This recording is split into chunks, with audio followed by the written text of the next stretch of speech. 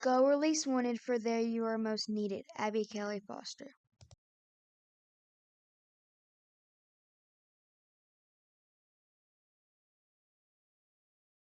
Abby Kelly Foster was a beautiful lady. She was born on January 15th, 1811, in Pelham, Massachusetts. She grew up in Worcester, Massachusetts, with the Quaker family. She attended the common school there and went to the New England Friends boarding school in Providence, Rhode Island. After boarding this school, she became a teacher in Massachusetts. Kelly Foster fought for the rights of all people. She was an abolitionist and was opposed to slavery in America. While teaching, she was influenced by William Lord Garrison and his abolitionist newspaper, The Liberator. Abby became a member of the Female Anti-Slavery Society and was a national delegate to the first Anti-Slavery Convention of American Women in 1837. After giving a very moving speech, she decided to stop teaching in a lecture for the American Anti-Slavery Society. Despite constant harassment and intense ridicule, she never compromised her principles. She believed it was her responsibility to keep fighting for the equal rights of African Americans. During this time, it was very uncommon for women to speak in public, and it was unheard of to address a crowd of men. Some men were so bothered by her presence they resigned from the American Anti-Slavery Society rather than work alongside her. At one appearance, the stage was even set on fire under her. Even so, she devoted herself for speaking for the immediate abolition of slavery, and her forthright style won many supporters to the abolition cause.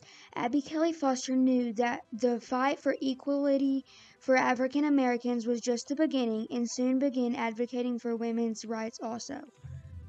In 1845, she married a fellow abolitionist, Stephen Foster.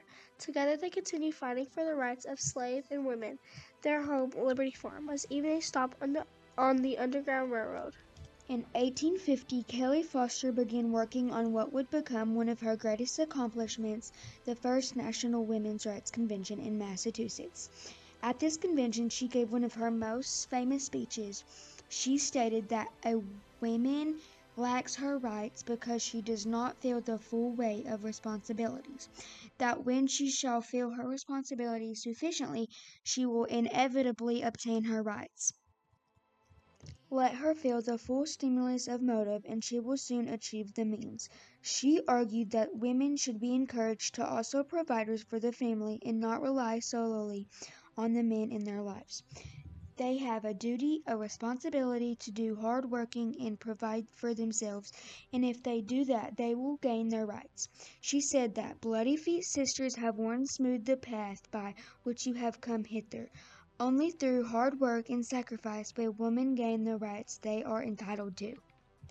After the convention, Abby continued to support the suffrage movement and the abolitionist movement. Following the Civil War, she was a supporter of the 15th Amendment to the Constitution. This amendment was ratified in 1870 and gave black men the right to vote.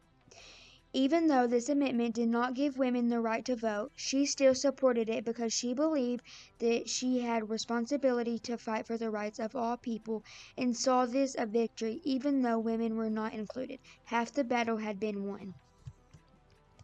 In her later years, Kelly Foster focused on advancing women's rights.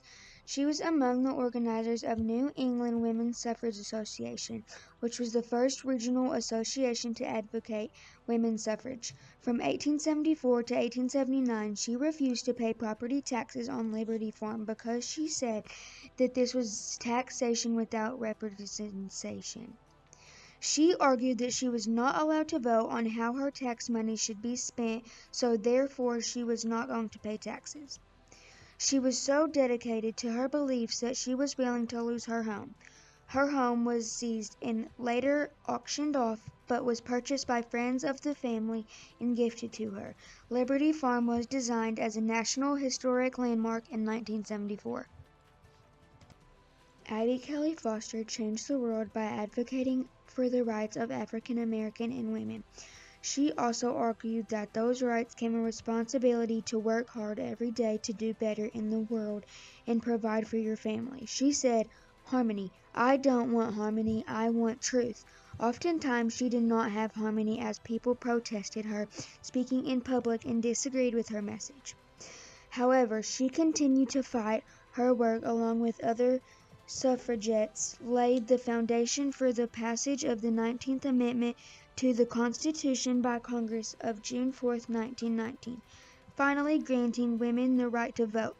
Without women like Abby Kelly Foster, who felt a sense of responsibility to those facing oppression, this expanse of voting rights of African Americans and women might never have been possible.